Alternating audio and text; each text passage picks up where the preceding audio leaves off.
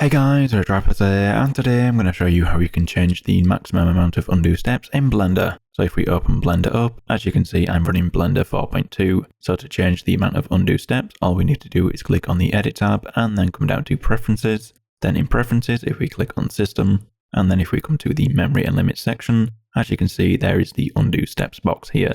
So this is the amount of undo steps that Blender will keep in memory. So if you want, you can either decrease the number if you don't want it to use as much memory for your undo steps, or you can increase the value if you don't mind it using more memory for the undo steps. Now there is a maximum to the amount of undo steps that you can do, and that is 256. If you try and make it any higher than that, it won't let you. So guys, that's as simple as it gets. If you liked the video, don't forget the like button. If you dislike it, hit the dislike button. Subscribe for more content like this, and I'll see you another time. Bye.